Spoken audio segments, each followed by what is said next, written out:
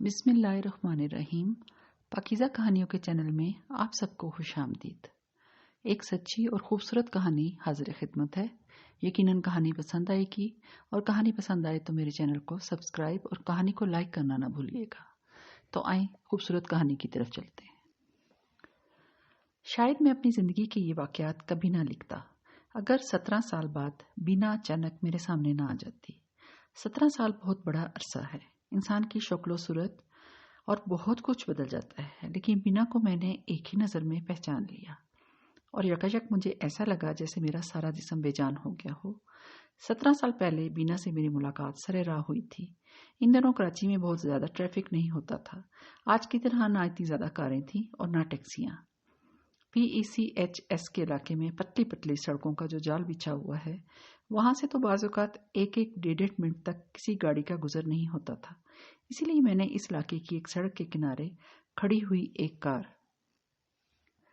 کے قریب بینا کو پریشان دیکھ کر اپنی کار اس کے قریب روک دی۔ میں نے سمجھ لیا تھا کہ اس کی کار میں اچانک کوئی خرابی ہو گئی تھی جسے وہ ٹھیک نہیں کر سکتی تھی، اور اسے کسی قسم کی مدد کا انتظار تھا۔ بینا کی عمر اس وقت 20-21 سال سے زیادہ نہیں تھی۔ گلابی ساڑی میں اس کا خوبصورت چہرہ اور زیادہ شہابی ہو گیا تھا، یا شاید اس کی وجہ دھوپ کی تمازت ہو، لیکن میرے وہاں رکنے کی وجہ بینا کی دلکشی نہیں تھی۔ اس کی جگہ کوئی اور ہوتا تو بھی میں انسانی ہمدردی کے ناطے وہاں ضرور رکتا۔ مجھے اپنے گھر میں تربیت ہی ایسی ملی تھی۔ میں نے جھک کر کھڑکی سے اس کی طرف دیکھتے ہوئے کہا، شاید آپ کی کار میں کوئی خرابی ہو گئی ہے؟ جی، اس نے جواب دیتے ہوئے غور سے میری طرف دیکھا۔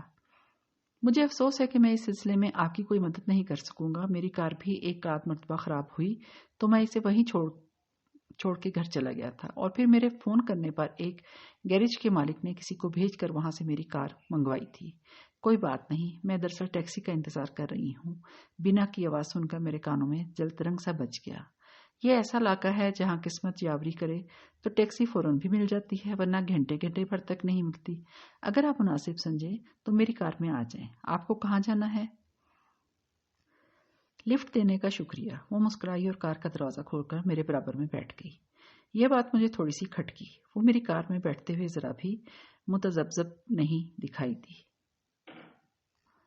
چلیے، اس نے کہا، میں گھر سے کسی شوفر کو بھیج کر کار منگوا لوں گی۔ تب بس اتنی مہربانی اور کر دیجیے گا کہ ایک کاغذ پر اس جگہ کا نقشہ بنا دیجیے گا تاکہ شوفر کو کار تلاش کرنے میں دشواری نہ ہو۔ دراصل میں یہاں اجنبی ہوں، میں شوفر کو نہیں بتا سکوں گی کہ کار کس جگہ کھڑی ہے۔ میں نے کار چلا دی، لیکن میرا ذہن الجھ گیا تھا۔ بینا کی بے باکی کی وجہ سے میرے دل میں کچھ شکوک ابھرنے لگے تھے۔ آپ اپنے گھر ہی جا رہے ہیں نا؟ بینا نے پوچھا۔ جی، میں نے آہستہ سے کہا۔ اچانک آپ کچھ الجھے سے نظر آنے لگے۔ نہیں تو نہیں، میں نے جلدی سے کہا۔ آپ یقیناً الجھ گئے ہیں، اور میں نے اس کی وجہ بھی سمجھ لی ہے۔ اپنی کار روکی تو اسی لیے تھی کہ مجھے لفٹ دینا چاہتے تھے، لیکن جب میں ذرا بھی تکلف کیے بغیر آپ کی کار میں بیٹھ گئی تو آپ شکوک میں مبتلا ہو گئے۔ خیر، میں آپ کو زیادہ دیر الجھن میں نہیں رکھنا چاہتی۔ حقیقت یہ ہے کہ اگر آپ کی جگہ کوئی اور ہوتا تو میں اس کی کار میں ہرگز نہیں بیٹھتی۔ آپ کو دیکھ کر تو میں خوش ہو گئی تھی۔ میں آپ کو جانتی ہوں دانش صاحب۔ میں اس کے منہ سے اپنا نام سن کر چونک گیا۔ آج میں نے آپ کو تیسری بار دیکھا ہے، وہ پھر بولی۔ پرسوں آپ کو پہلی بار دیکھا تھا، آپ اپنے بنگلے کے ٹیرس پر تھے۔ آپ کی ساری توجہ اپنے ایزل اور سورج کی طرف تھی۔ غالباً آپ ڈوبتے ہوئے سورج کا منظر بنا رہے تھے۔ میں نے اطمینان کی سانس لی۔ وہ غالباً میرے گھر کے قریب ہی کہیں رہتی تھی، لیکن میں نے اسے پہلے کبھی نہیں دیکھا تھا۔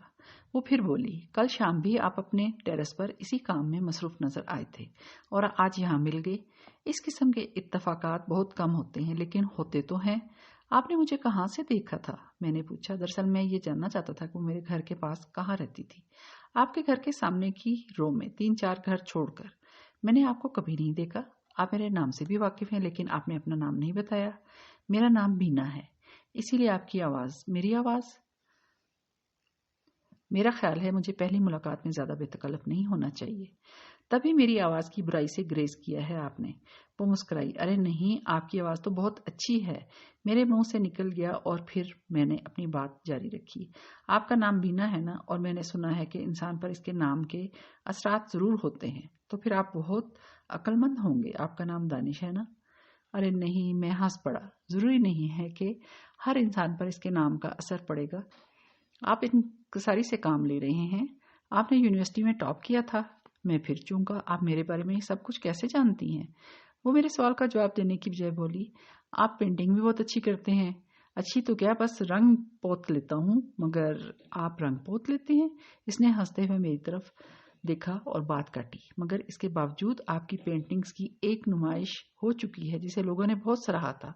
आप मुझे कितना हैरान करेंगी, मैंने आपको अपने घर के आसपास कभी देखा तक नहीं, और आप मेरे बारे में शायद हर बात जानती हैं। हर बात तो शायद निगार आपा भी नहीं जानती होंगी। निगार? असलम गयास साहब की बेटी। वो, मैंने कहा, तो आप इनके साथ रहती हैं? रहती नहीं हूँ, बस कुछ अरसे के लिए इनकी मेहमान हूँ। फौरन मुझे वो वाकया याद आ गया जो मेरे वालिद और असलम गयास साहब के दरमियान तलखी का सबब बना था। इसी तलखी की वजह से दोनों घरों के ताल्लुकात यकसर ख़त्म हो गए थे। मैंने बीना से पूछा, आप गयास साहब की कोई अजीज़ हैं या निगार साहिबा के शोहर की? 2 साल पहले जब मैं और मेरे घर वाले निगार आपा की शादी में आए थे तो इनके शोहर को मैंने पहली बार देखा था। गोया आप गयास साहब के अजीज हैं। आप जिन महीनों में अजीज कह रहे हैं वो अजीजदारी तो नहीं है, लेकिन अंकल गयास और मेरे घर के सभी अफराद एक दूसरे के लिए अजीजों से कम नहीं। निगार आपा तो मुझसे बहुत मोहब्बत करती हैं,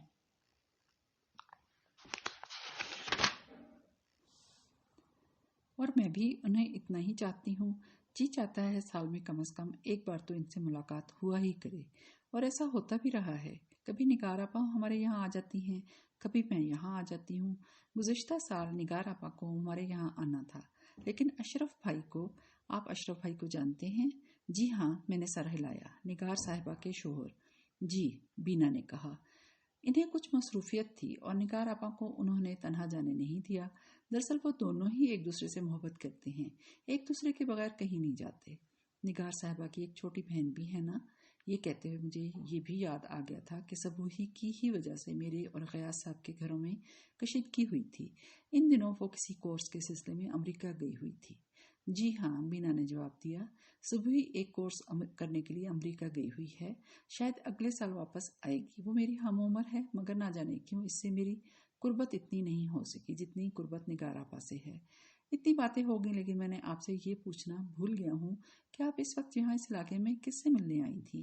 दरअसल मुझे लॉन्ग ड्राइव का बहुत शौक है। निगार आपा कुछ मसरूफ थी, इसलिए मैं अकेली ही निकल पड़ी।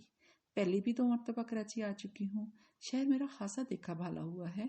गाड़ी खराब ना होती तो मैं घर पहुंच ही जाती। इस इलाके में गाड़ी का खराब होना बड़ा परेशान कुन है। अच्छा हुआ मैं इस वक्त इस तरफ आ निकला। मैं अपने वालिद की हिदायत पर अपनी टेक्सटाइल मिल के एक आला ओहदेदार की मजाज पुरसी के लिए गया था। मुसव्वरी के अलावा भी कुछ मशागिल हैं आपके? बीना ने पूछा। बस यही एक शौक है जिसके लिए कभी कभी कुछ वक्त निकालता हूँ। हमारी एक टेक्सटाइल मिल है, मेरे वालिद ने मुझे इसकी खासी जिम्मेदारियां सौंप रखी हैं। मेरा छोटा भाई वासिक अभी ज़ेर तालीम है, इसलिए वालिद साहब ने इसे फ़िलहाल तालीम तक ही महदूद रखा है। मेरी बहुत ख्वाहिश थी कि कभी किसी मुसव्वर से मिलूं। क्यों? मुसव्वरों के बारे में अजीब अजीब किस्से सुने हैं मैंने, लेकिन आप में मुझे वैसी कोई बात नजर नहीं आई। मैं समझ गया, मैंने मुस्कुराकर कहा। दरअसल मुसव्विर अपनी तख्लीकात में इतना गुम रहता है और डूबा हुआ होता है कि इसे किसी और बात का होश ही नहीं होता। इसलिए बाज़ औक़ात इसकी हरकत और सकनात ऐसी होती हैं कि लोग इसे कुछ पागल सा समझते हैं, लेकिन मैं अभी इस फन में इस दर्जे तक नहीं पहुंचा हूँ। ये मेरा बस एक वक्ती पेशा है, ये वक्ती शौक कह लें। ज़्यादा तवज्जो तो मुझे अपने टेक्सटाइल मिल के मामलात पर देना पड़ती है। क्या आप मुझे अपनी बनाई हुई वो तस्वीरें दिखाएंगे? बिना की इस ख्वाहिश से मैं समझ गया कि निगार ने अभी इसे दोनों घरों की कशीदगी के बारे में नहीं बताया था। मेरे लिए ये बात मुमकिन नहीं थी कि मैं बीना को अपने घर पर मदऊ कर सकता। मेरे वालिद गवारा नहीं करते कि मैं गयास साहब के किसी मेहमान को भी अपने घर बुलाऊं। अगर आप नहीं दिखाना चाहते तो कोई बात नहीं, बीना बोली। आप इतने मुतफिक्र क्यों हो गए? मैं कुछ और सोचने लगा था। मैंने बात बनाने की कोशिश की। मगर आपको अपनी बनाई हुई तस्वीरें ज़रूर मैं दिखाऊंगा, लेकिन फिलहाल ये काम ज़रा मुश्किल हो जाएगा। दरअसल कुछ दिन बाद लाहौर में मेरी तस्वीरों की नुमाइश होने वाली है। वो मैंने वहाँ भेजने के लिए पैक कर दी हैं, लेकिन एक सूरत और है। वो क्या? मैंने अपने दफ्तर में भी अपनी खासी पेंटिंग्स लगा रखी हैं। अगर आप वहाँ आने की जहमत कर सकें तो। इसमें जहमत की क्या बात है? बीना ने जल्दी से कहा। तस्वीरें देखने की ख्वाहिश मुझे बहुत है, तो इसमें मुझे जहमत क्यों होगी? आप बस पता बता दीजिए, मैं आ जाऊंगी, बल्कि कल ही आऊंगी। मैंने इसे अपना कार्ड दे दिया। बीना से मेरी ये पहली मुलाकात 17 साल पहले हुई थी, लेकिन इस मुलाकात की सारी बातें मैंने इस तरह लिख डाली ہے جیسے کل ہی کی بات ہو اور مجھے سب کچھ اسی طرح یاد ہو جیسے میں نے لکھا ہے، لیکن حقیقت یہ نہیں ہے۔ 17 سال پہلے کی باتیں یاد تو رہ سکتی ہیں، لیکن اس ترتیب سے نہیں جس طرح میں نے لکھا ہے۔ اس کے لیے مجھے اپنی یادداشت پر خاصا زور ڈالنا پڑا ہے، اور مجھے یقین ہے کہ میں نے کوئی غلطی نہیں کی ہے، لیکن ان باتوں کی ترتیب کچھ اور ہی ہوگی جو میں نے اور بینا نے کی تھی۔ رات کا اندھیرا پھیل چکا تھا جب میں نے بینا کو غیاث صاحب کے گھر کے سامنے کار سے اتارا تھا، اور اس وقت میں ڈرتا بھی رہا کہ کوئی بینا کو میری کار سے اترتے ہوئے دیکھ نہ لے اور یہ بات میرے والد صاحب کے کانوں تک نہ پہنچ جائے۔ گھر جا کے میں نے اپنے والد کو ان صاحب کی حالت کے بارے میں بتایا جن کی مزاج پرسی کے لیے مجھے بھیجا گیا تھا۔ رات کے کھانے کے بعد میں اپنے کمرے میں جا کے لیٹ گیا اور بینا کے بارے میں سوچ لینے لگا۔ بینا خوبصورت تھی، لیکن اس سے پہلے بھی میں خوبصورت لڑکیوں سے ملتا رہا تھا۔ کبھی کوئی لڑکی مجھے بہت زیادہ متاثر نہیں کر سکی تھی۔ بینا نے بھی مجھے زیادہ متاثر نہیں کیا تھا، اور میں اس کے بارے میں صرف یہ سوچ رہا تھا کہ وہ اس تلخی سے واقف نہیں تھی جو میرے اور غیاث صاحب کے گھروں میں ہو چکی تھی۔ اس تلخی کا سبب نگار کی چھوٹی بہن سبوئی تھی، جو ان دنوں کسی کورس کے سلسلے میں امریکہ گئی ہوئی تھی۔ سرمایہ داروں کے بارے میں عموماً یہ خیال پایا جاتا ہے کہ وہ الٹرا ماڈرن یا ماڈرن ہوتے ہیں، لیکن عوام الناس کا یہ خیال درست نہیں ہے۔ میرے والد 5 وقتہ نمازی تھے۔ دفتر جانے کے لیے وہ ایک قیمتی گاڑی میں بیٹھتے تھے، لیکن اس وقت ان کے جسم پر ٹخنوں سے اونچی شلوار، واسکٹ اور سر پر ٹوپی ہوتی تھی۔ انہوں نے 1 سے زائد موضوعات پر MA کیا تھا، مگر ان کی گفتگو میں ایسی سادگی ہوتی تھی جیسے وہ معمولی پڑھے لکھے شخص ہوں، اور وہ اتنی سمجھدار بھی تھے کہ انہوں نے وقت کے تقاضوں سے کسی حد تک سمجھوتا کرنا ضروری سمجھا تھا۔ انہوں نے مجھ پر یا میرے چھوٹے بھائی پر یہ پابندی کبھی نہیں لگائی کہ ہم بھی ان کی طرح کا لباس پہنیں۔ ہماری والدہ پر بھی انہوں نے ایسی پابندیاں نہیں لگائی تھیں جن کی توقع ان جیسے آدمی سے کوئی بھی کر سکتا ہے۔ اسی طرح انہوں نے ہمیں نئے زمانے کے فیشن اپنانے کی اجازت تو دے دی تھی، لیکن نئے زمانے کی عریانیت کو ہمارے لیے شجرہ ممنوع قرار دیا تھا۔ انہوں نے ہماری تربیت اس طرح کی تھی کہ ہم شراب تو کجا سگریٹ تک نہیں پیتے تھے۔ ہم دونوں بھائیوں کو سمجھایا تو کرتے تھے کہ ہمیں نماز کا عادی بننا چاہیے، لیکن اس سلسلے میں دباؤ کبھی نہیں ڈالا تھا۔ اس کے برعکس غیاث صاحب کا گھرانہ نہایت ماڈرن تھا۔ ان کے گھر میں ان کی بیٹی نگار نہ جانے کیسے ایک جدا مزاج کی حامل بن گئی تھی، لیکن ان کی جو چھوٹی بہن تھی سبوئی نے خود کو اتنا فیشنیبل کر لیا تھا کہ بڑی حد تک مغرب زدہ ہو گئی تھی۔ اس علاقے میں رہنے والے بہت سے لوگ جو تھے اور ان کی بیٹیاں انتہائی فیشنیبل تھیں اور وہ عریانیت کی طرف مائل تھیں۔ ایک صبح والد صاحب فجر کی نماز پڑھ کر گھر آ رہے تھے تو سبوئی سڑک پر جاگنگ کر رہی تھی۔ اس نے گھٹنوں سے کچھ نیچی اور پنڈلیوں سے چپکی ہوئی پتلون پہن رکھی تھی۔ نہایت کشادہ گلے کی بنیان کے نیچے بھی اس نے کچھ پہننا ضروری نہیں سمجھا تھا، اور جب ایک موڑ پر اچانک وہ والد صاحب کے سامنے آ گئی تو والد صاحب کے منہ سے بے سختہ لا حول ولا قوت نکل گیا تھا۔ سبوئی اس پر بری طرح بھڑک گئی تھی۔ اگر والد صاحب بھی اس سے کچھ کہتے تو بات زیادہ بڑھ جاتی، اس لیے والد صاحب خاموشی کے ساتھ گھر آ گئے، لیکن اس طرح بھی بات ختم نہ ہو سکی۔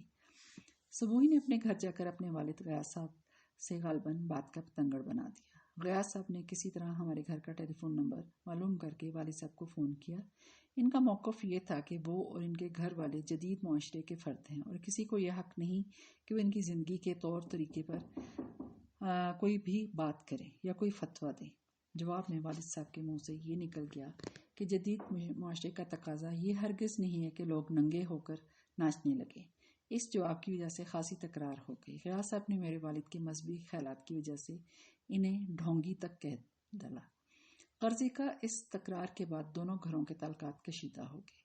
میری والدہ نے ان کے گھر جانا اور غیاث صاحب کی بیگم نے ہمارے گھر آنا چھوڑ دیا۔ سبوئی تو پہلے بھی ہمارے یہاں نہیں آتی تھی، کیونکہ اس کے خیال کے مطابق ہم بہت دقیانوسی لوگ تھے۔ البتہ نگار کبھی کبھی آ جاتی تھی۔ اس واقعے کے بعد اس کا آنا بھی بند ہو گیا۔ والد صاحب فجر کی نماز پڑھنے مسجد جاتے تو واپسی پر ایسا راستہ اختیار کرتے تھے کہ جاگنگ کرتی ہوئی سبوئی سے ان کا سامنا نہ ہو سکے۔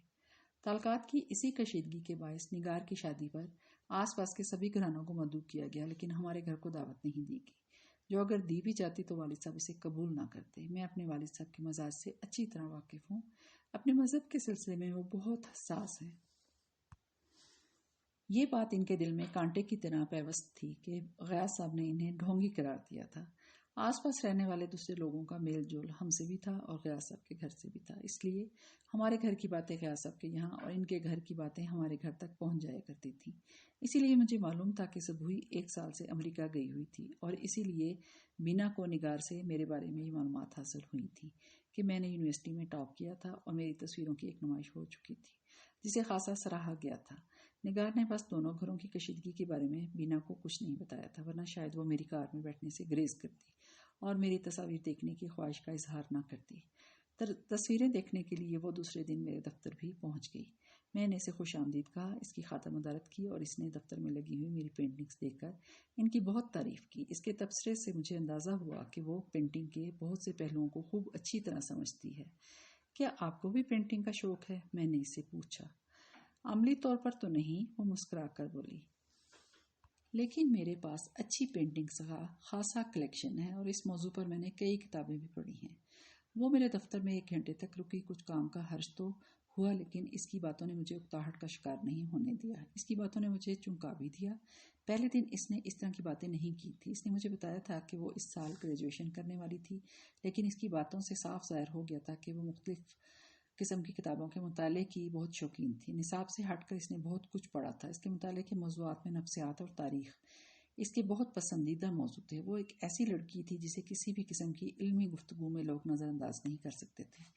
اس وقت تک میں نے اپنی شادی کے بارے میں کچھ زیادہ نہیں سوچا تھا، لیکن کبھی اس طرح تھوڑا بہت دھیان گیا تھا تو میں نے اپنی شریک زندگی کے لیے جس قسم کی لڑکی کی خواہش محسوس کی تھی، بینا بڑی حد تک ویسی ہی لڑکی تھی۔ چلتے وقت اس نے مسکرا کر کہا، آپ کا اتنا وقت برباد کرنے کے لیے میں معذرت خواہ ہوں۔ جواباً میں بھی مسکرایا۔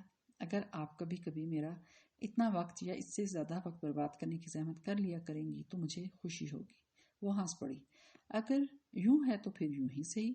ایک بات آپ نے مجھے ابھی تک نہیں بتائی غیاث صاحب سے، آپ کے گھریلو نوعیت کے تعلقات کب سے ہیں؟ جب میں پیدا ہوئی تھی تو وہ میرے پڑوس میں رہتے تھے، پھر جب میں 8 سال کی تھی تو وہ لوگ یہاں آ گئے تھے۔ یہ 1970 کی بات ہے۔ 1970 میں یہ لوگ کہاں رہتے تھے؟ غالباً آپ پوچھنا چاہتے ہیں کہ میں کہاں رہتی تھی؟ وہ مسکرائی۔ میں ہنس پڑا۔ آپ نے بالکل ٹھیک سمجھا، میں بنگلہ دیش میں رہتی ہوں، ڈھاکہ میں۔ کیا؟ میں چونک پڑا۔ کیوں؟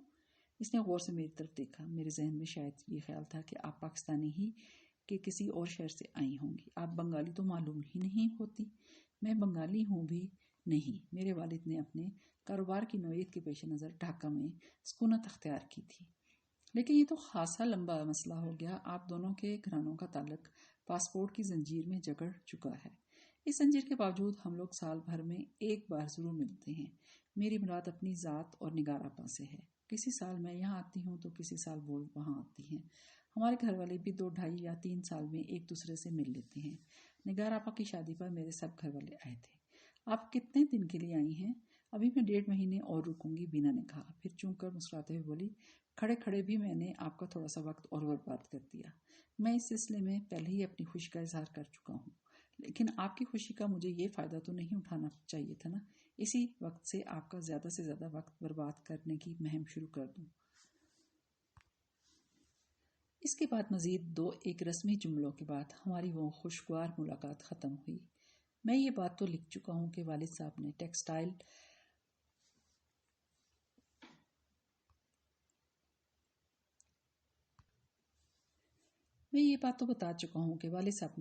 مل کی خاصی ذمہ داریاں مجھے سونپ رکھی تھی، لیکن یہ میں نے نہیں بتایا کہ وہ دفتر میں بھی ہفتے میں 2-1 دن ہی آتے تھے، اور اس دن بھی نہیں آئے تھے، اسی لیے مجھے یہ اندیشہ نہیں ہوا کہ وہ غیاث صاحب کی ایک مہمان لڑکی سے میری اس طرح ملاقات کے بارے میں کوئی استفسار کرتے۔ کاروباری معاملات میں میری ملاقاتیں عورتوں اور لڑکیوں سے ہوتی ہی رہتی تھی، جس پر والد صاحب کو کبھی کوئی اعتراض نہیں ہوا تھا، اس لیے مجھے یہ خیال بھی تھا کہ بینا سے میری ملاقات پر بھی کوئی اعتراض نہیں ہونا چاہیے تھا۔ ان کے تعلقات، یا یہ کہا جائے کہ میرے گھر کے تعلقات غیاث صاحب کے گھر والوں سے کشیدہ تھے، ان سے میل جول رکھنے والوں سے کوئی کشیدگی نہیں تھی۔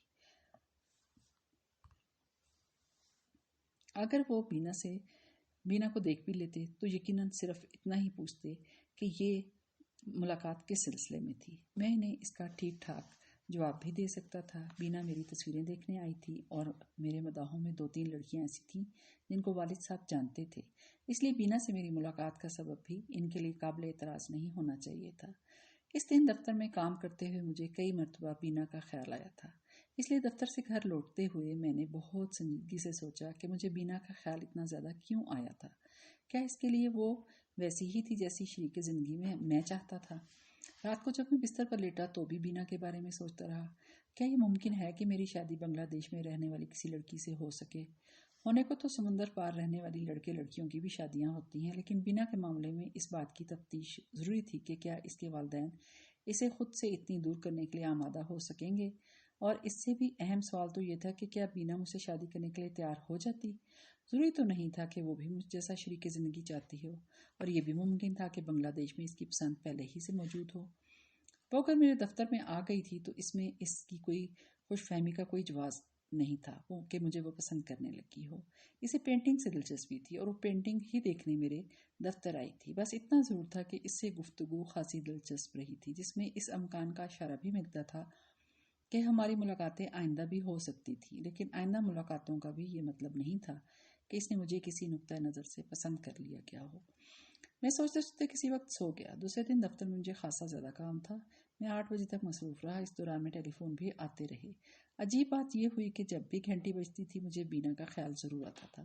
شاید اسی کا فون ہو، لیکن اس کا فون نہیں آیا۔ ایسی کوئی بات تھی بھی نہیں کہ اس کا فون آتا۔ جب میں واپس گھر پہنچا تو والد صاحب نے مجھے نصیحت کی کہ اتنی دیر تک کام کرنا صحت کے لیے بہتر نہیں ہوتا۔ ان کی نصیحت اپنی جگہ، لیکن مجھے اپنی ذمہ داری کا احساس اتنا تھا کہ میں دوسرے دن بھی اتنا ہی مصروف رہا۔ کام کی نوعیت ایسی تھی کہ مجھے تیسرے دن بھی مصروف رہنا تھا۔ اس دن بھی یہی ہوا کہ جب ٹیلی فون کی گھنٹی بجتی تھی تو مجھے بینا کا خیال ضرور آتا تھا۔ اس دن بھی گھر لوٹنے پر مجھے والد صاحب کی نصیحتوں کا سامنا کرنا پڑا، لیکن میں نے انہیں کام کی اہمیت کا احساس دلا کر خاموش کر دیا۔ رات کو میں بستر پر لیٹنے کے بعد سوچنے لگا کہ مجھے 2 دن سے بینا کا خیال اتنی شدت سے کیوں آ رہا ہے۔ میں زیادہ نہیں سوچ سکا، تھکن اتنی تھی کہ جلدی نیند آ گئی۔ اگلا دن دفتر میں میری مصروفیت کا آخری دن تھا۔ ٹیلی فون کی گھنٹی مجھے اس دن بھی بینا کی یاد دلاتی رہی۔ اس دن کا خیال آنے سے میرے کام کا بھی حرج ہوا۔ یکسوئی ختم ہو جائے تو کام متاثر ہوتا ہی ہے۔ اس دن شام کو اچانک مجھے اپنا جسم ٹوٹتا ہوا سا لگا۔ اس لیے میں 6:30 بجے ہی دفتر سے اٹھ گیا۔ گھر پہنچ کر میں نے والد صاحب کو اپنی اس کیفیت کے بارے میں کچھ نہیں بتایا، ورنہ وہ مجھے ضرور یاد دلاتے کہ 2 دن سے وہ مجھے کیا سمجھا رہے ہیں۔ کھانے کے بعد مجھے کچھ سردی بھی لگی، لیکن میں نے کسی کو کچھ نہیں بتایا اور کمرے میں جا کے چادر اوڑھ کر لیٹ گیا۔ میں نے 2 اسپرین کی گولیاں بھی کھا لی تھیں۔ کسی وقت مجھے نیند بھی آ گئی، لیکن اچانک میری آنکھ کھل گئی۔ اس وقت آدھی رات گزر چکی تھی۔ میں نے محسوس کیا کہ مجھے خاصا تیز بخار ہو گیا تھا۔ حلق میں ایسی خشکی تھی جیسے کانٹے پڑ گئے ہوں۔ والد صاحب کے ڈر کی وجہ سے میں نے اس وقت بھی گھر کے کسی فرد کو نہیں بلایا، خود ہی کسی طرح اٹھ کر باتھ روم گیا اور سادے پانی کے چند گھونٹ پی کر اپنے حلق کو میں نے تازہ کیا۔ اسپرین کی 2 گولیاں اور کھاتے ہوئے سوچا کہ یہ تھکن ہی کی وجہ سے ہوا ہے، صبح تک آرام کرنے سے ٹھیک ہو جاؤں گا۔ لیکن اس بخار کی وجہ شاید صرف تھکن نہیں تھی۔ دوسری صبح بھی ٹھیک نہیں ہو سکا اور اس دن گھر والوں کو میری بیماری کا علم ہو گیا۔ والد صاحب نے مجھ سے کچھ کہا تو نہیں، لیکن ایسی گھرتی ہوئی نگاہوں سے دیکھا کہ میں نے نظریں جھکا لی۔ والدہ نے فوراً ٹیلی فون کر کے ڈاکٹر کو بلایا۔ اس نے مجھے ایک انجیکشن لگایا، کچھ دوائیں دیں، پھر خوراک کے سلسلے میں کچھ ہدایات کر کے چلا گیا۔ والد صاحب کے بارے میں مجھے معلوم ہوا کہ وہ دفتر چلے گئے ہیں۔ دعاؤں کے باوجود میری حالت نہیں سنبھلی، بلکہ کچھ اور بگڑ گئی۔ ٹیمپریچر میں اضافے کے باعث مجھ پر غشی سی طاری ہونے لگی۔ ڈاکٹر کو ایک مرتبہ پھر بلایا گیا۔ اس نے مجھ سے میری کیفیت کے بارے میں کچھ سوالات بھی کیے۔ اس کا خیال تھا کہ میرے دماغ پر کسی قسم کا بوجھ ہے، لیکن میں نے اس کے خیال سے اتفاق نہیں کیا تھا۔ کسی وقت مجھے نیند آ گئی تھی۔ جب میں جاگا تو رات ہو چکی تھی۔ میں نے محسوس کیا کہ میری حالت خاصی بہتر ہو گئی تھی۔ میں نے اپنے چھوٹے بھائی واسق کو اپنے بستر کے قریب ایک کرسی پر بیٹھے دیکھا۔ میرا خیال ہے کہ اب آپ خود کو بہتر محسوس کر رہے ہوں گے، وہ بولا۔ میں نقاہت محسوس کر رہا تھا۔ اپنی غشی کی کیفیت کا اندازہ مجھے واسق کی باتوں سے ہوا۔ ڈاکٹر 4 مرتبہ آ چکا تھا، لیکن مجھے اس کی صرف 2 مرتبہ کی آمد یاد تھی۔ والدہ صاحبہ نے دوپہر کو پریشانی کی حالت میں والد صاحب کو فون کر دیا تھا اور وہ 1 بجے ہی دفتر سے آ گئے تھے۔ واسق بھی کالج سے آنے کے بعد سے میرے کمرے میں تھا۔ 1 گھنٹہ قبل ڈاکٹر نے جو 4تھی مرتبہ آ کر میرا معائنہ کرنے کے بعد گھر والوں کو میری بہتر کیفیت کے بارے میں بتایا تو والد صاحب اور والدہ صاحبہ میرے کمرے سے چلے گئے، لیکن واسق کو تاکید کر دی گئی کہ وہ وہیں موجود رہے۔ واسق مجھے وہ سب کچھ بتا کر چپ ہوا ہی تھا کہ میرے والد اور والدہ آ گئے۔ مجھے واسق سے باتیں کرتے ہوئے دیکھ کر ان کے سنجیدہ چہروں پر مسکراہٹ آ گئی۔ وہ بھی بیٹھ گئے اور مجھ سے باتیں کرنے لگے۔ میں نے اسی دوران میں دیکھا کہ میرے سرانے ٹیلی فون موجود نہیں تھا۔ میں نے اس کے بارے میں استفسار کیا تو مجھے معلوم ہوا کہ وہ میرے کمرے سے ہٹا دیا گیا تھا۔ میں نے وجہ پوچھی تو واسق نے مسکراتے ہوئے کہا وہ آپ کی طبیعت کی خرابی کی وجہ سے ہٹانا پڑا. کوئی بار بار فون کر رہا تھا لیکن جب یہاں سے ریسیور اٹھایا جاتا تو یہاں سے بولنے کی آواز شاید اسے پسند نہیں آتی. وہ فون بند کر دیتا. امی نے مجھ سے کہا کہ جب تک آپ کی طبیعت ٹھیک نہیں ہو جاتی ٹیلی فون سے یہاں سے ہٹا دیا جائے. آخر وہ کون ہو سکتا ہے بھائی جسے صرف آپ ہی کی آواز سننے کی خواہش تھی؟ واسق کا لہجہ شرارت آمیز تھا. اسی وقت والد صاحب کھڑے ہو گئے اور بولے مجھے ایک صاحب سے ملنے جانا تھا لیکن تمہاری طبیعت کی خرابی کی وجہ سے میں نے ارادہ ملتوی کر دیا تھا. اب تمہاری طبیعت ٹھیک ہو گئی ہے تو میں ان سے ملاقات کر ہی آؤں. وہ کمرے سے چلے گئے. اب تو ابو بھی یہاں سے چلے گئے ہیں. واسق نے شرارت آمیز لہجے میں پھر مجھ سے کہا اب تو بتا دیجیے کہ وہ فون کرنے والا کون تھا. میں کیا بتا سکتا ہوں بھائی. میں ہنسا. دیکھو بیٹے میری والدہ بولی اگر وہ کوئی لڑکی ہے تو مجھے یقین ہے کہ وہ ہر اعتبار سے بہت اچھی ہوگی. تمہارا انتخاب معمولی نہیں ہو سکتا. ایسی کوئی بات نہیں ہے امی. میں نے سنجیدگی سے کہا اگر کبھی ایسی بات ہوگی تو میں سب سے پہلے آپ ہی کو بتاؤں گا. واسق نے یہ موضوع آگے بڑھانا چاہا لیکن میں نے اسے سختی سے چپ کرا دیا. فوری طور سے مجھے شبہ ہوا تھا کہ شاید بینا نے فون کیا ہو لیکن میں نے یہ خیال فوراً ہی اپنے دل سے نکال دیا تھا. دفتر میں 3 دن تک میرے ذہن پر یہ دباؤ رہا اور اب میری کم از کم شوری خواہش یہی تھی کہ میرے ذہن پر وہ دباؤ نہ رہے. میں نے واسق سے کہا اب کیونکہ میری طبیعت ٹھیک ہے لہٰذا میرے کمرے کا فون واپس اپنی جگہ پر آ جانا چاہیے. دوسری صبح میری طبیعت بالکل ٹھیک تھی لیکن نکاہت خاصی تھی. اس کے باوجود میں ہمت کر کے دفتر جانا چاہتا تھا لیکن والد صاحب نے مجھے سختی سے تاکید کی کہ کم از کم 1 دن مکمل آرام کروں. اس کے بعد وہ خود دفتر چلے گئے تھے. واسق ان سے پہلے ہی اپنے کالج جا چکا تھا. جب امی مجھے ناشتہ کرا کے کمرے سے چلی گئی تو میں نیم دراز ہو کر اخبار پڑھنے لگا. مجھے اخبار پڑھتے ہوئے بمشکل 10 منٹ گزرے تھے کہ ٹیلی فون کی گھنٹی بجی اور جب ریسیور اٹھانے پر میں نے بینا کی آواز سنی تو حیران رہ گیا. لیکن مجھے اب بھی یاد ہے کہ حیرت کے ساتھ مجھے خوشی بھی ہوئی تھی کہ بینا نے مجھے فون کیا تھا. میرا خیال ہے کہ اب آپ کی طبیعت خاصی ٹھیک ہے، بینا نے میری آواز سننے کے بعد کہا تھا. یہ اندازہ میں آپ کی آواز سے لگا رہی ہوں. آپ کو میری طبیعت کے بارے میں کیسے معلوم؟ میں نے حیرت سے کہا میرا خیال ہے کم از کم یہ بات تو آپ کو اپنی نگار آپا سے نہیں معلوم ہوئی ہوگی. کل میں نے آپ کے دفتر فون کیا تھا تو آپریٹر نے مجھے یہ بتایا کہ آپ کی طبیعت کافی خراب ہے اور اس باعث آپ دفتر نہیں آ سکے. وہ مجھے تفصیل نہیں بتا سکا تھا لیکن مجھے پریشانی ہوئی تھی. اچانک آپ کی طبیعت کیسے خراب ہو گئی یہی جاننے کے لیے میں نے آپ کے گھر میں فون کیا تھا، بلکہ کئی فون کیے تھے لیکن تو وہ فون آپ کے تھے. میں نے اس کی بات کاٹتے ہوئے طویل سانس لی. آپ نے ہر مرتبہ بات کیے بغیر فون بند کر دیا تھا؟ جی ہاں، بینا نے کہا. میں نے سوچا تھا شاید یہ مناسب نہ ہو، آپ کے گھر والوں کو میرے بارے میں کچھ علم ہو. کیوں؟ آپ نے اسے کیوں نامناسب سمجھا تھا دانش صاحب؟ بینا نے گمبھیر لہجے میں کہا. جس دن میں آپ کے دفتر آئی تھی اس دن تک تو مجھے کچھ باتوں کا علم نہیں تھا لیکن شام کو جب میں نے نگار آپا کو بتایا کہ میں آپ کی بنائی ہوئی تصویریں دیکھنے کے لیے آپ کے دفتر گئی تھی تو وہ بہت سنجیدہ ہو گئیں. انہوں نے مجھے ماضی کی کچھ باتیں بتائیں اور یہ بھی کہا کہ آپ سے میرے میل جول کو شاید انکل پسند نہ کریں. انکل سے میری مراد نگار آپا کے ڈیڈی سے ہے. میں سمجھ گیا. اسی لیے میں نے سوچا تھا کہ شاید آپ کے گھر والے بھی آپ کے لیے میرے ٹیلی فون کو پسند نہ کریں. آپ نے دفتر میں تو 3 دن تک فون نہیں کیا. نگار آپا کی باتوں نے مجھے خاصا الجھن میں ڈال دیا تھا. 3 دن تک اسی الجھن کا شکار رہی لیکن پھر وہ کچھ کہتے کہتے رک گئی. لیکن پھر میں نے بےتابی سے کہا. بینا نے اس کے بعد بھی کچھ رک کر جواب دیا. میں جب بھی کراچی آئی ہوں دانش صاحب نگار آپا کے ساتھ میرا وقت بہت اچھا گزرا لیکن اس مرتبہ مجھے تھوڑی سی بوریت ہوئی. دراصل میں اس پہلو سے نہیں سوچ سکی تھی کہ اب ان کی شادی ہو چکی ہے. اب انہیں اپنا خاصا وقت اپنے شوہر کو بھی دینا ہوگا. ان کی اب ایک چھوٹی سی بچی بھی ہے اور وہ اس کی طرف سے بھی غافل نہیں رہ سکتی. میں ان اوقات میں تنہائی کا شکار ہو جاتی ہوں. اسی بوریت سے بچنے کے لیے میں نے لانگ ڈرائیو پر نکلنا شروع کیا تھا. دراصل یہاں میرا کوئی دوست نہیں ہے. اتفاقاً آپ مجھے سر راہ مل گئے. اس دن تو میں نے آپ کے بارے میں یہ نہیں سوچا تھا کہ آپ کو دوست بنایا جا سکتا ہے لیکن جب میں آپ کے دفتر سے لوٹی تو میں نے آپ کے بارے میں خاصا سوچا. آپ کے دلچسپ انداز گفتگو کی وجہ سے مجھے خیال آیا تھا کہ آپ میرے لیے ایک اچھے دوست ثابت ہو سکتے ہیں. لیکن پھر نگار آپا سے بات ہوئی تو میں خاصی الجھن میں پڑ گئی. کل مجھے نہ جانے کیا ہوا کہ میں آپ کو فون کر ہی بیٹھی. کم از کم اس وقت میرے دل میں صرف اتنا تھا کہ رسمی سلام دعا کر لینے میں کوئی حرج نہیں ہے. لیکن جب آپ کی بیماری کے بارے میں پتہ چلا تو میں نے اسے اپنا اخلاقی فرض سمجھا کہ میں آپ کی مزاج پرسی کروں. اخلاقاً فون کیا ہے آپ نے؟ کیا اخلاقاً فون کرنا بری بات ہے؟ میرا یہ مطلب نہیں تھا، میں نے جلدی سے کہا۔ دراصل خیر چھوڑیے، اگر اس وقت بھی میں فون نہ اٹھاتا تو آپ کیا کرتی؟ کوئی بات کیے بغیر بند کر دیتی، بینا نے جواب دیا، لیکن مجھے یقین تھا کہ آج آپ کی طبیعت بہتر ہے اور آپ خود ہی فون اٹھائیں گے۔ اس یقین کی وجہ میں گھر کی چھت سے دیکھ چکی ہوں کہ آپ کے بھائی اپنے کالج اور آپ کے والد غالباً دفتر جا چکے ہیں۔ ان کے اس اطمینان کا سبب آپ کی طبیعت کی بہتری ہی ہو سکتی ہے۔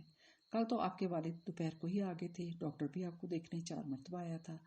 اس وقت میرے ذہن میں یہ خیال چکرایا کہ بینا نے محض اخلاقاً فون نہیں کیا تھا، وہ میری بیماری کی وجہ سے خاصی بے چین ہو گئی تھی۔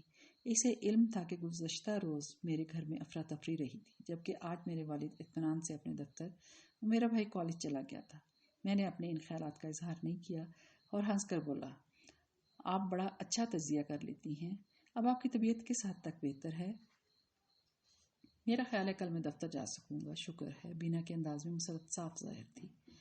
کیا کل آپ دفتر آئیں گے؟ میں نے پوچھا۔ اگر آپ کی اجازت ہو۔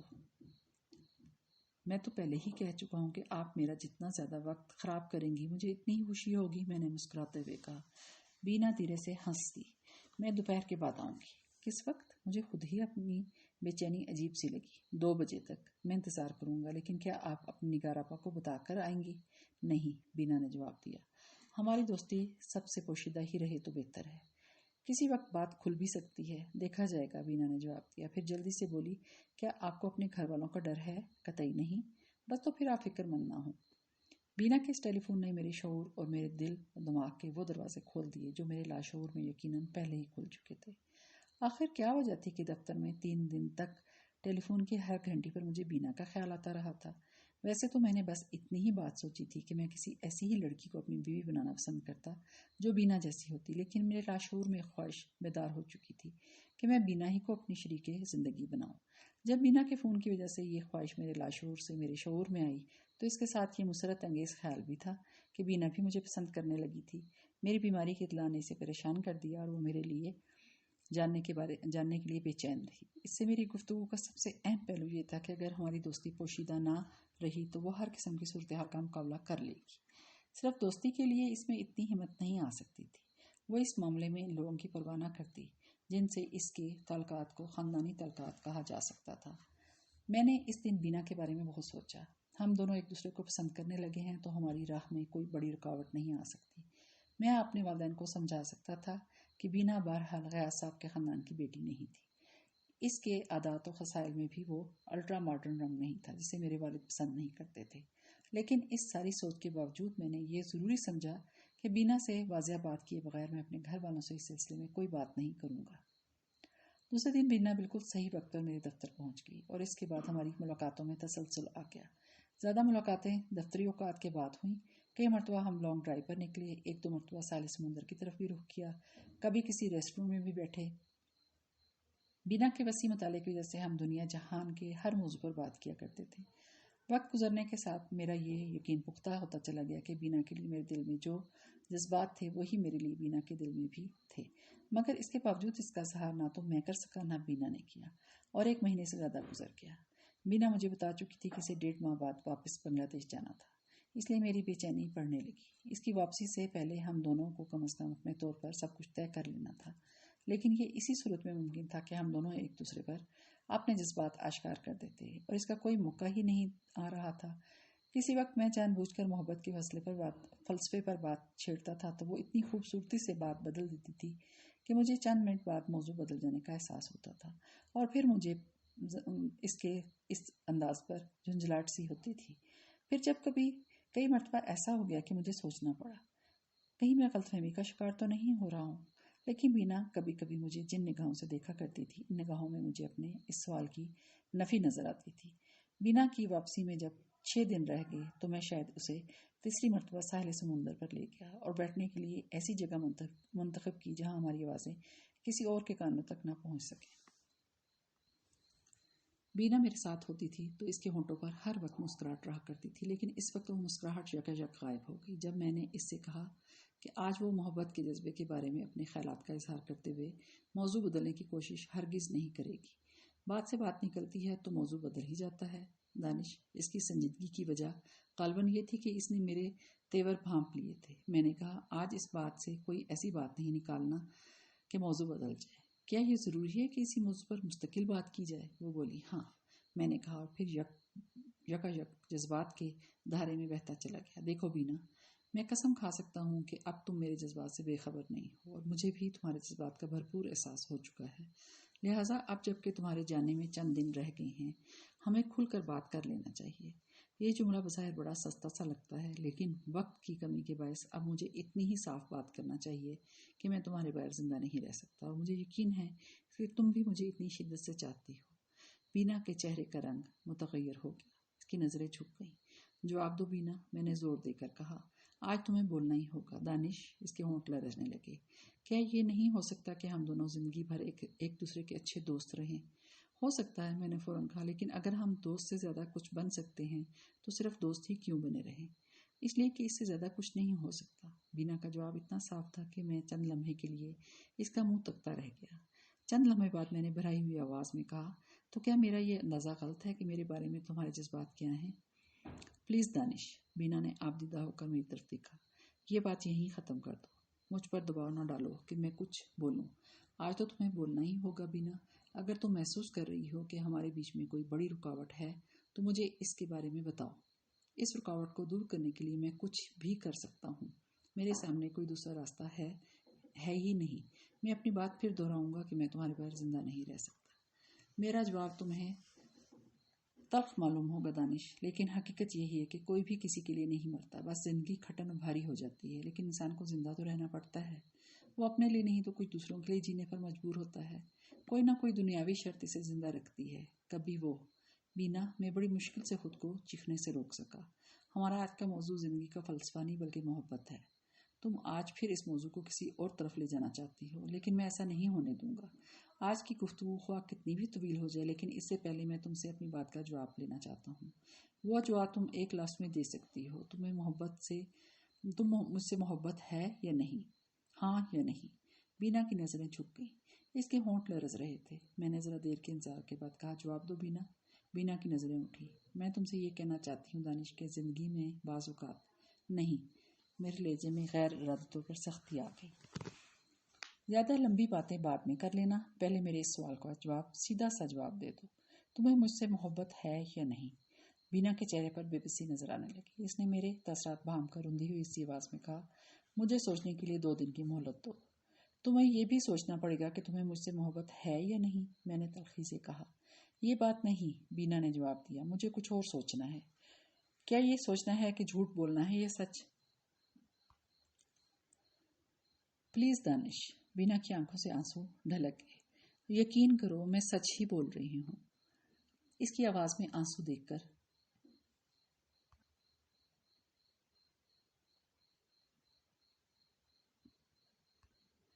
اس کی آنکھوں میں آنسو دیکھ کر میرا دل کٹنے لگا۔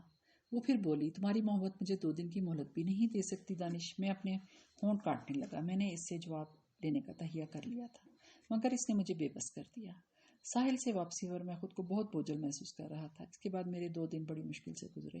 دفتر کے کسی کام میں جی نہیں لگ سکا، گھر میں رہا تو بھی اضطراب میں رہا۔ سمجھ میں نہیں آتا تھا کہ جواب دینے کے لیے بینا نے 2 دن کی مہلت کیوں لی تھی، آخر کیا سوچنا تھا اسے۔ وہ 2 دن گزر گئے تو میرا اضطراب بہت بڑھ گیا۔ بینا مجھ سے نہ ملنے آئی اور نہ اس نے ٹیلی فون پر رابطہ کیا تھا۔ مجھے اس سے اس وعدہ خلافی کی توقع بالکل نہیں تھی، لیکن پھر میں نے سوچا کہ شاید یہ وعدہ خلافی نہیں ہے۔ اس نے مجھ سے 2 دن کی مہلت لی تھی اور 2 دن اب ختم ہوئے تھے۔ جواب وہ مجھے تیسرے دن بھی تو دے سکتی ہے۔ میری یہ سوچ شاید خود کو تسلی دینے کے لیے تھی۔ رات کو میں بستر پر لیٹا تو بینا کے بارے میں سوچتا رہا۔ 11 بجے تھے جب ٹیلی فون کی گھنٹی سن کر میرا دل بڑی زور سے اچھلا۔ میں نے جھپٹ کر ریسیور اٹھایا۔ مجھے یقین تھا اس وقت مجھے بینا ہی فون کرے گی۔ میرے دماغ پر اس سوال کے تھوڑے برسنے لگے، وہ مجھے کیا جواب دے گی۔ ہیلو، ماؤتھ پیس میں بولتے ہوئے میری آواز کانپ رہی تھی۔ چند لمحے رک کر دوسری طرف بینا کی آواز آئی، دانش، اس وقت میں اپنی آواز ایک کیسٹ میں بھر رہی ہوں۔ میری یہ ریکارڈ آواز تم آج رات کو 12 بجے سے پہلے سن لو گے۔ میرے لیے اس کے سوا کوئی راستہ نہیں ہے۔ میں تمہارے سامنے بیٹھ کر تمہیں جواب نہیں دے سکتی۔ میرا جواب تمہارے لیے کیونکہ مبہم ہوگا، اس لیے تم سوالات کی بھرمار کر دو گے۔ گفتگو طویل ہوتی چلی جائے گی اور اس کا کوئی نتیجہ بھی نہیں نکلے گا۔ لہٰذا مجھے فیصلہ کرنا پڑا کہ تم میرا ریکارڈ جواب سن لو۔ میں نے نگار آپا کو سب کچھ بتا دیا ہے، وہی تمہیں ٹیلی فون کر کے یہ کیسٹ سنا دیں گی۔ وہ خود تم سے کوئی بات نہیں کریں گی۔ یہ افسوس مجھے ساری زندگی رہے گا کہ تم نے میرا دوست بنا رہنا گوارا نہیں کیا۔ مجھے چند دن بعد بنگلہ دیش جانا تھا، لیکن مجھے اپنا پروگرام تبدیل کرنا پڑا۔ میں آج ہی شام کی فلائٹ سے واپس جا رہی ہوں۔ جب تم میری یہ آواز سنو کہ اس وقت میں ڈھاکہ میں ہوں گی، میری آنکھوں میں اس وقت آنسو بھی ہوں گے، اور وہ آنسو اس وقت تک بہتے رہیں گے جب تک میری آنکھوں کے سوتے خشک نہ ہو جائیں۔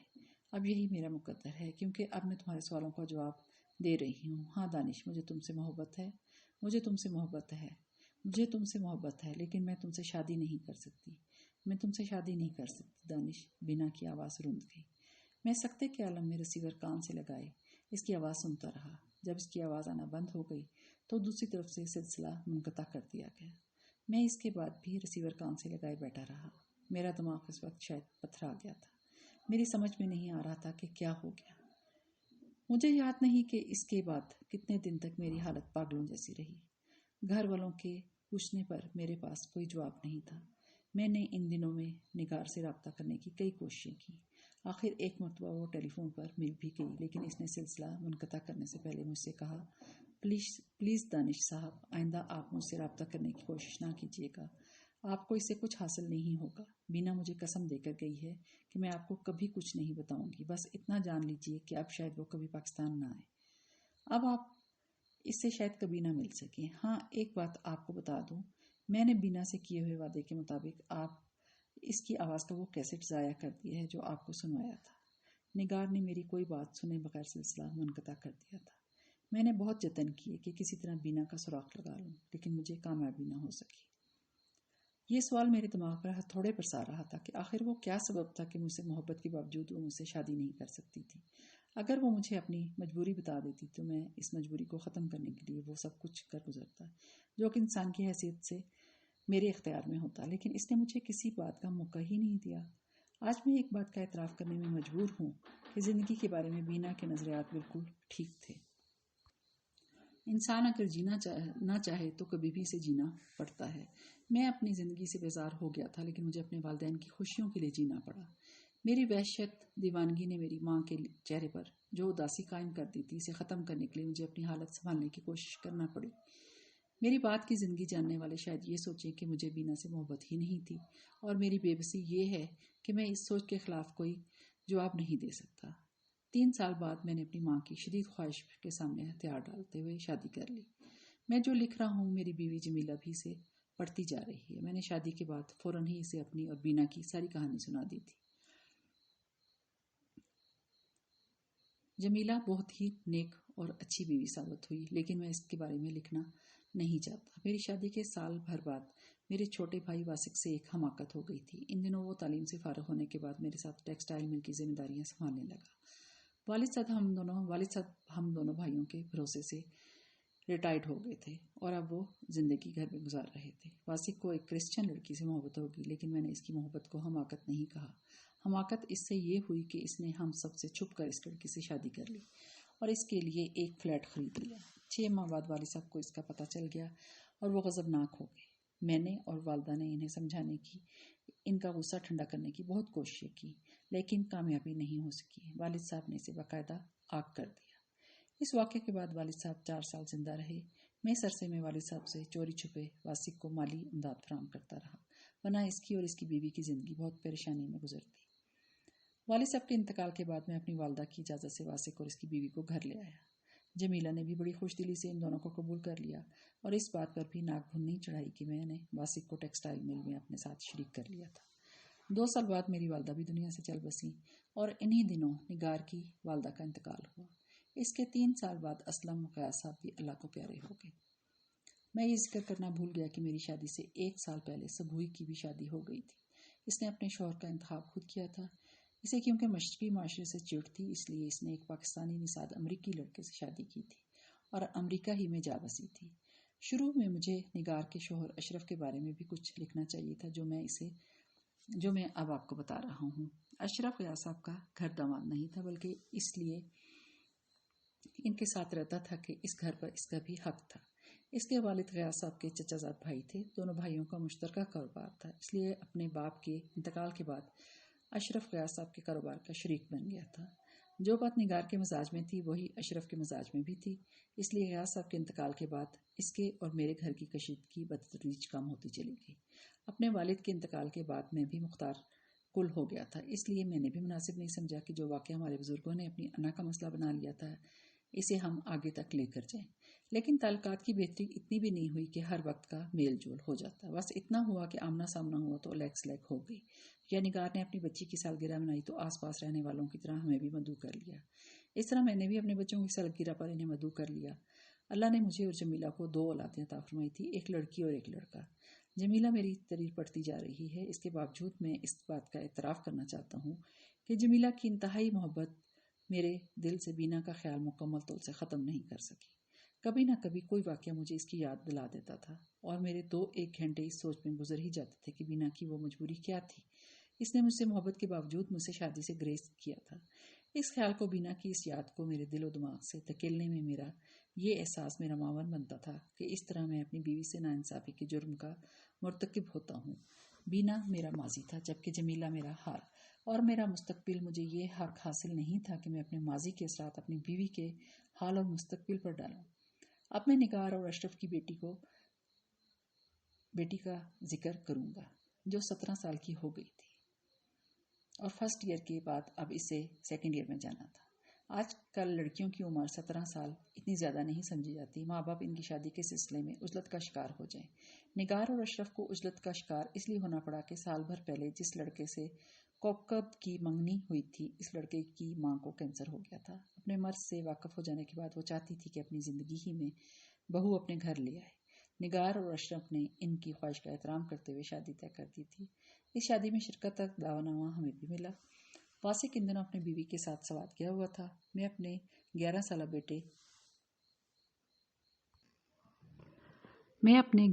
بیٹے 8 سالہ بیٹی اور جمیلہ کے ساتھ زندگی میں پہلی مرتبہ اس گھر کے وسیع و عریض لان میں پہنچا جہاں نکاح کا اہتمام کیا گیا تھا تو میری حالت کچھ عجیب سی ہو گئی۔ یادوں کا ایک سیلاب سا میرے وجود پر امڑ پڑا۔ میرے کان میں ایک شور سا گونج اٹھا، بینا بینا بینا، کائنات کا ذرہ ذرہ جیسے اس ایک ہی نام کا وٹ کر رہا ہو۔ فضا میں مجھے بینا کے حوالے سے رقص کرتے نظر آنے لگے تھے، اسی لیے جب وہ اچانک مجسم طور پر میرے سامنے آئی تو وہ بھی مجھے چند لمحوں کے لیے اپنا وہم معلوم ہوا۔ ہیلو دانش، اس نے پرجوش انداز میں مجھے مخاطب کیا اور پھر فوراً جمیلہ کی طرف متوجہ ہوگی۔ آپ غالباً مسز دانش ہیں؟ جی، جمیلہ مسکرائی۔ میں بینا ہوں، مجھے نگار آپا کی چھوٹی بہن سمجھ لیجیے۔ اس وقت مجھے احساس ہوا کہ وہ میرا وہم نہیں تھا۔ یہ احساس ہوتے ہی مجھے ایسا لگا جیسے میرا سارا جسم بے جان ہوتا چلا جا رہا ہو۔ میں نے کبھی نہیں سوچا تھا کہ 17 سال بعد وہ اچانک اس طرح میرے سامنے آئے گی۔ اس کا وجود فوری طور پر مجھے اپنا وہم معلوم ہوگا۔ جمیلہ نے بینا کو بڑی گرم جوشی کے ساتھ اپنے گلے لگایا۔ بینا بولی، میں آپ سے معذرت چاہتی ہوں، شاید آپ کو یہ اچھا نہ لگا ہو کہ میں نے آپ کے شوہر کو اتنی بے تکلفی سے مخاطب کیا تھا۔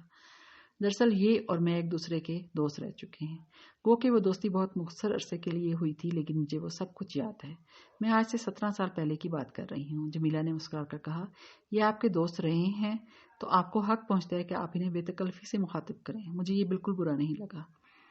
اس وقت نگار ہمارے قریب آئی۔ اس نے ہماری آمد پر بہت مسرت کا اظہار کیا اور ہمیں ایک خالی میز کی طرف لے گئی۔ بینا میرے ساتھ تھی۔ ہمیں میز پر بٹھانے کے بعد نگار نے اس سے کہا، یہ میرے خاص مہمانوں میں سے ہیں بینا، ان کا خیال رکھنا، میں ذرا دوسری لوگوں کو دیکھتی ہوں۔ آپ ان کی طرف سے بے فکر ہو جائیں آپا، بینا نے مسکراتے ہوئے اس کی بات کاٹ دی۔ مجھے ان کے لیے وقف سمجھیے۔ نگار ہم سے اجازت لے کر دوسری طرف چلی گئی۔ بینا نے میرے بچوں کو پیار کیا، ان کی تعریف کی، پھر جمیلہ سے اور مجھ سے اس طرح باتیں کرنے لگی جیسے سچ مچ مجھ سے اس کا تعلق دوستی سے زیادہ کچھ نہ رہا ہو۔ تھوڑی دیر بعد جمیلہ نے اچانک کھڑے ہو کر کہا، اسٹیج بڑا خوبصورت بنایا گیا ہے، میں ذرا اسے قریب سے دیکھاؤں اور دلہن سے بھی مل لوں۔ وہ دونوں بچوں کو بھی اپنے ساتھ لے گی۔ دانش، بینا کے ہونٹوں سے مسکراہٹ غائب ہوگی۔ کیا تم نے اپنی بیوی کو میرے بارے میں سب کچھ بتا دیا ہے؟ میں نے دھیرے سے سر ہلایا۔ میں بولنے کی کوشش میں ناکام رہا، آواز میرے حلق میں اٹکنے لگی۔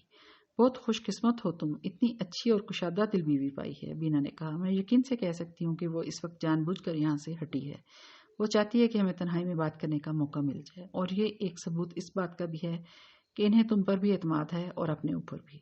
میں کچھ نہیں بولا، بینا کچھ سوچنے لگی۔ یہ قدرت کی عجیب ستم ظریفی ہے کہ محبت کرنے والے دو فرد 17 سال کے بعد دوبارہ اس وقت ملے تھے جب ان میں سے ایک کی عمر 38 سال کے لگ بھگ اور دوسرے کی عمر 43 سال ہو چکی تھی۔ یقیناً بینا بولی، مجھے اس شادی میں تو شریک ہونا ہی تھا، لیکن اس کے ساتھ میری برسوں کی دبی ہوئی یہ خواہش بھی تھی کہ ایک مرتبہ تو تمہیں اور تمہارے بیوی بچوں کو دیکھاؤں۔ میں چپ رہا۔ کیا خاموشی بیٹھے رہو گے دانش؟ بینا پھر بولی، مجھے معلوم ہے تمہیں مجھ سے بہت شکایت ہوں گی، لیکن اتنے عرصے بعد لوگ ایک دوسرے کو معاف کر دیتے ہیں۔ مجھے تم سے صرف ایک شکایت ہے۔ یک میرا گلا کھل گیا۔ ایک شکایت؟ بینا پھیکے سے انداز میں مسکرائی۔ یعنی میں نے تمہیں اپنی مجبوریاں کیوں نہیں بتائیں، ہے نا؟ اب میں تمہیں اس کا جواب دے سکتی ہوں۔ اگر اس وقت میں اپنی مجبوری بتاتی تو تم بہت کچھ کر گزرنے کی ٹھان لیتے، اور میں نہیں چاہتی تھی کہ تم وہ سب کچھ کرتے۔ اب میں تمہارا جواب نہیں سننا چاہتا۔ تمہارے مرحوم والد کے بارے میں کچھ کہنا مجھے زیب نہیں دے گا، لیکن میں نہیں چاہتی کہ اب بھی تمہاری شکایت باقی رہے۔ دراصل تمہارے والد ہماری شادی برداشت نہیں کر پاتے۔ یہ صرف مفروضہ ہے تمہارا۔ میں بولنے لگا۔ یہ مفروضہ نہیں ہے، بینا نے سنجیدگی سے کہا۔ میں یہاں کے حالات سے کبھی بے خبر نہیں رہی دانش۔ ان 17 برسوں میں نگار آپا 4 مرتبہ بنگلہ دیش آئی تھی۔ ان کے علاوہ ٹیلی فون پر بھی ان سے میرا رابطہ رہا۔ میں جانتی ہوں کہ تمہارے چھوٹے بھائی کی شادی پر کیا ہوا تھا۔ میں نے نگار آپا سے اس بارے میں سنا تھا تو کام گئی تھی۔ میری اور تمہاری شادی پر بھی ایسا ہی رد عمل ہوتا۔ میں نے تو اس سے بھی زیادہ سوچا تھا دانش۔ میں اس خیال سے لرز جاتی تھی کہ مرحوم دیش میں آ کر تمہیں گولی بھی مار سکتے تھے، اور میں اتنی بڑی قربانی نہیں دے سکتی تھی۔ واسق کے سلسلے میں جو کچھ ہوا اس کی محبت کی وجہ سے نہیں، بلکہ اس لیے ہوا کہ اس نے ایک کرسچن لڑکی سے شادی کی تھی۔ وہ اہل کتاب تو ہے، میں تو وہ بھی نہیں ہوں۔ کیا مطلب؟ میں چونکا۔ میں ہندو ہوں دانش، بینا کی آواز کانپ گئی۔ مجھے ایسے لگا جیسے کسی نے مجھے بہت بلندی سے زمین پر پٹخ دیا ہو۔ میں پلکیں جھپکائے بغیر بینا کی طرف دیکھتا رہ گیا۔ میرا نام بینا ہے، وہ کھوئے کھوئے سے انداز میں ایک طرف دیکھنے لگی۔ یہ نام مسلمانوں میں بھی ہوتا ہے۔ انکل غیاث نے اسی بات سے فائدہ اٹھاتے ہوئے حقیقت چھپا لی۔ وہ نہیں چاہتے تھے کہ ان کے آس پاس رہنے والے اس بارے میں جمع گوئیاں کریں۔ اسی وقت نگار کی بیٹی کوکب کے نکاح کا شور اٹھا اور ہماری گفتگو آگے نہیں بڑھ سکی۔ بینا مجھ سے معذرت کر کے سٹیج کی طرف چلی گئی، لیکن میں اپنی جگہ پر جیسے پتھرا کر رہ گیا تھا۔ نکاح کے تھوڑی دیر بعد میں نے دیکھا بینا میری بیوی سے باتیں کرتی مسکراتی واپس میز کی طرف آ رہی تھی۔ میز پر بیٹھنے کے بعد جمیلہ نے بینا سے کہا، کیا آپ کے شوہر اس تقریب میں نہیں آ سکے؟ میری تو شادی ہی نہیں ہو سکی، بینا نے ہنس کر جواب دیا۔ جمیلہ کا چہرہ عجیب سا ہو گیا۔ بینا نے نہیں ہو سکی کے الفاظ استعمال کیے تھے، لیکن یہ جملہ جمیلہ بھی سمجھ گئی تھی، اور میں نے بھی بینا کے خود ہی شادی نہیں کی ہوگی۔ بینا کا وہ جواب میرے منہ پر ایک تماچا تھا۔ میرے تو بڑے دعوے تھے کہ میں اس کے بغیر زندہ نہیں رہ سکوں گا، لیکن میں زندہ تھا، اور اس نے کوئی دعویٰ نہ کرنے کے باوجود شادی نہیں کی تھی، جس کا سبب سمجھنا مشکل نہیں۔ لوگ جب محبت کی دنیا میں سفر کرنے والوں کے قد و قامت کا جائزہ لیں گے تو میں انہیں بینا کے مقابلے میں بہت پست قامت نظر آؤں گا۔ اس شادی میں شرکت کے لیے پاکستان آتے ہوئے بینا کی کیفیت کیا ہوگی، اس کا اندازہ اس بات سے لگایا جا سکتا ہے کہ وہ دوسرے دن ہی واپس بنگلہ دیش چلی گئی تھی۔ جمیلہ کے اصرار پر اسے الوداع کہنے کے لیے ہم دونوں بھی اشرف اور نگار کے ساتھ ایئرپورٹ گئے تھے۔ بینا آخری لمحے تک مسکراتی رہی تھی، لیکن مجھے خوب اندازہ تھا کہ اس کی مسکراہٹ میں 17 سال کے کتنے کرب چھپے ہوئے تھے۔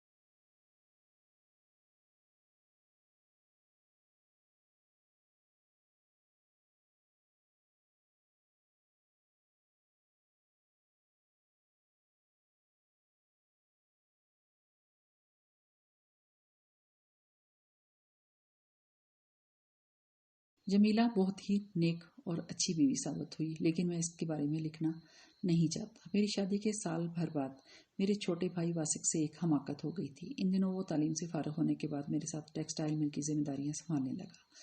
والد صاحب ہم دونوں بھائیوں کے بھروسے سے ریٹائرڈ ہو گئے تھے اور اب وہ زندگی گھر میں گزار رہے تھے۔ واسق کو ایک کرسچن لڑکی سے محبت ہوگی، لیکن میں نے اس کی محبت کو حماقت نہیں کہا۔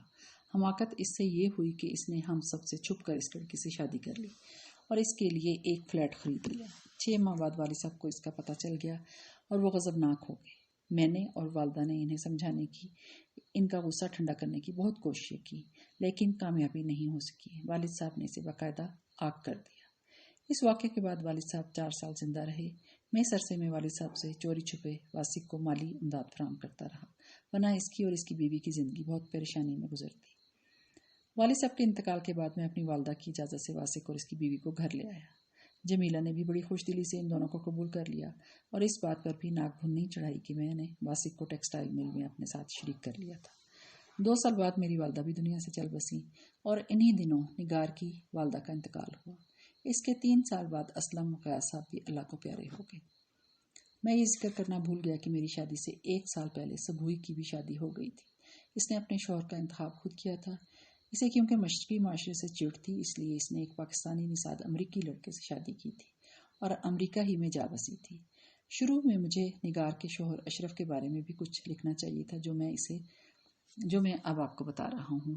اشرف غیاث صاحب کا گھر داماد نہیں تھا، بلکہ اس لیے ان کے ساتھ رہتا تھا کہ اس گھر پر اس کا بھی حق تھا۔ اس کے والد غیاث صاحب کے چچا زاد بھائی تھے۔ دونوں بھائیوں کا مشترکہ کاروبار تھا، اس لیے اپنے باپ کے انتقال کے بعد اشرف غیاث صاحب کے کاروبار کا شریک بن گیا تھا۔ جو بات نگار کے مزاج میں تھی وہی اشرف کے مزاج میں بھی تھی، اس لیے غیاث صاحب کے انتقال کے بعد اس کے اور میرے گھر کی کشیدگی بتدریج کم ہوتی چلی گئی۔ اپنے والد کے انتقال کے بعد میں بھی مختار کل ہو گیا تھا، اس لیے میں نے بھی مناسب نہیں سمجھا کہ جو واقعہ ہمارے بزرگوں نے اپنی انا کا مسئلہ بنا لیا تھا اسے ہم آگے تک لے کر جائیں۔ لیکن تعلقات کی بہتری اتنی بھی نہیں ہوئی کہ ہر وقت کا میل جول ہو جاتا، بس اتنا ہوا کہ آمنا سامنا ہوا تو لیگ سلیگ ہو گئی۔ یا نگار نے اپنی بچی کی سالگرہ منائی تو آس پاس رہنے والوں کی طرح ہمیں بھی مدعو کر لیا۔ اس طرح میں نے بھی اپنے بچوں کی سالگرہ پر انہیں مدعو کر لیا۔ اللہ نے مجھے اور جمیلہ کو 2 اولادیں عطا فرمائی تھی، ایک لڑکی اور ایک لڑکا۔ جمیلہ میری تریر پڑتی جا رہی ہے، اس کے باوجود میں اس بات کا اعتراف کرنا چاہتا ہوں کہ جمیلہ کی انتہائی محبت میرے دل سے بینا کا خیال مکمل طور سے ختم نہیں کر سکی۔ کبھی نہ کبھی کوئی واقعہ مجھے اس کی یاد دلا دیتا تھا اور میرے 2-1 گھنٹے اس سوچ میں گزر ہی جاتے تھے کہ بینا کی وہ مجبوری کیا تھی۔ اس نے مجھ سے محبت کے باوجود مجھ سے شادی سے گریز کیا تھا۔ اس خیال کو، بینا کی اس یاد کو میرے دل و دماغ سے دھکیلنے میں میرا یہ احساس میرا معاون بنتا تھا کہ اس طرح میں اپنی بیوی سے ناانصافی کے جرم کا مرتکب ہوتا ہوں۔ بینا میرا ماضی تھا، جبکہ جمیلہ میرا حال اور میرا مستقبل۔ مجھے یہ حق حاصل نہیں تھا کہ میں اپنے ماضی کے اثرات اپنی بیوی کے حال اور مستقبل پر ڈالوں۔ اب میں نگار اور اشرف کی بیٹی کا ذکر کروں گا جو 17 سال کی ہو گئی تھی اور فرسٹ ایئر کے بعد اب اسے سیکنڈ ایئر میں جانا تھا۔ آج کل لڑکیوں کی عمر 17 سال اتنی زیادہ نہیں سمجھی جاتی، ماں باپ ان کی شادی کے سلسلے میں عزلت کا شکار ہو جائیں۔ نگار اور اشرف کو عزلت کا شکار اس لیے ہونا پڑا کہ سال بھر پہلے جس لڑکے سے کوکب کی منگنی ہوئی تھی، اس لڑکے کی ماں کو کینسر ہو گیا تھا۔ اپنے مرض سے واقف ہو جانے کے بعد وہ چاہتی تھی کہ اپنی زندگی ہی میں بہو اپنے گھر لے آئے۔ نگار اور اشرف نے ان کی خواہش کا احترام کرتے ہوئے شادی طے کر دی تھی۔ اس شادی میں شرکت تک دعوی نامہ ہمیں بھی ملا۔ واسق ان دنوں اپنی بیوی کے ساتھ سوات گیا ہوا تھا۔ میں اپنے 11 سالہ بیٹے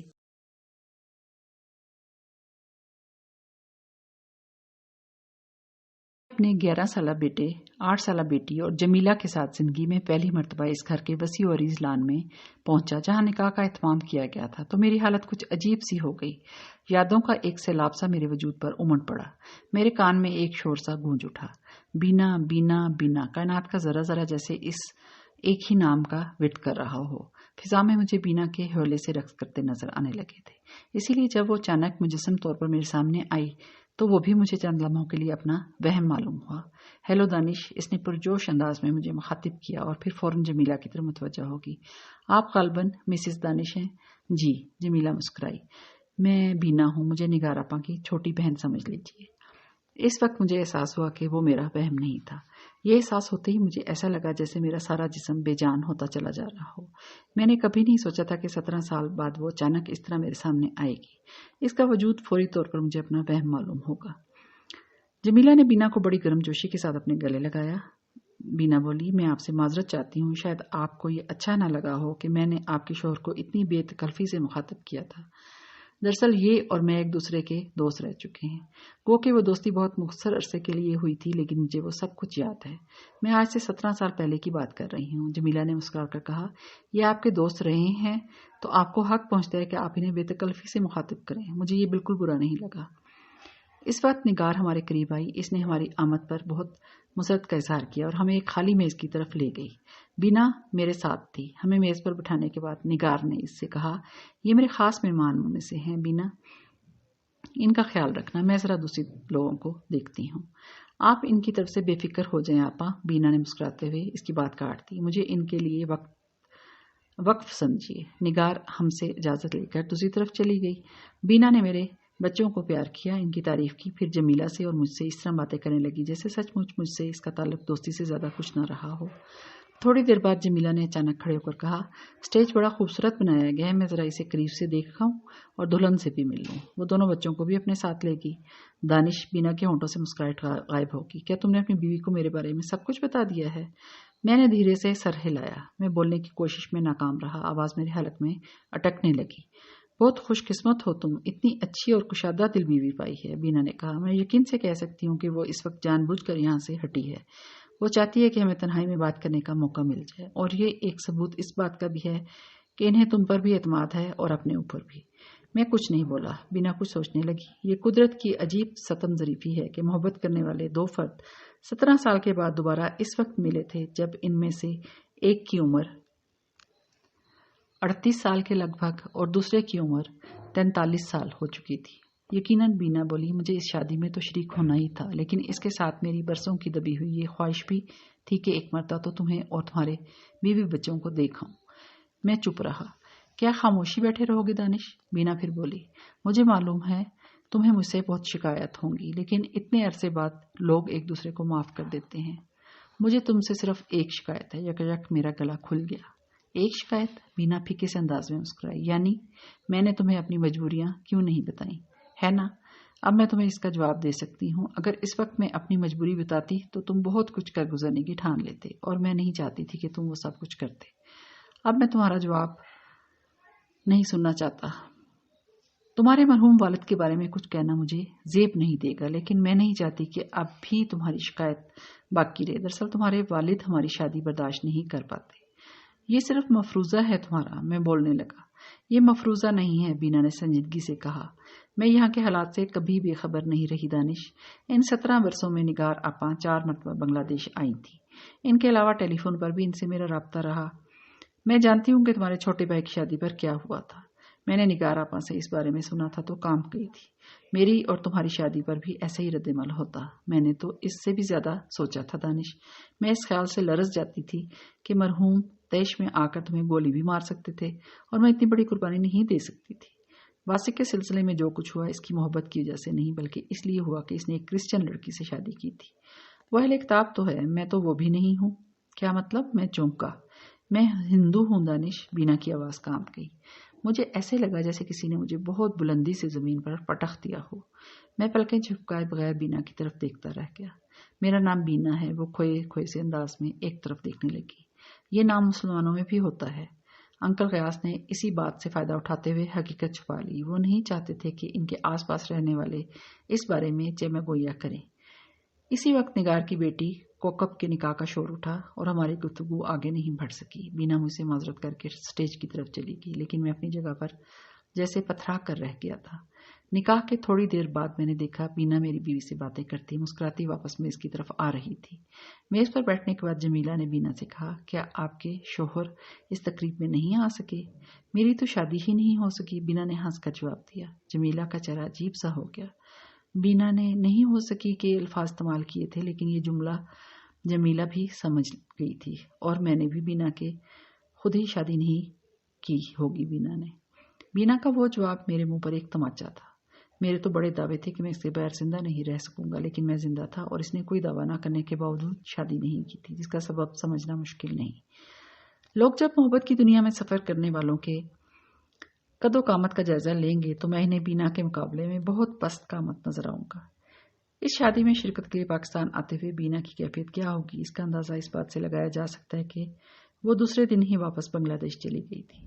جمیلہ کے اصرار پر اسے الوداع کہنے کے لیے ہم دونوں بھی اشرف اور نگار کے ساتھ ایئرپورٹ گئے تھے۔ بینا آخری لمحے تک مسکراتی رہی تھی، لیکن مجھے خوب اندازہ تھا کہ اس کی مسکراہٹ میں 17 سال کے کتنے کرب چھپے ہوئے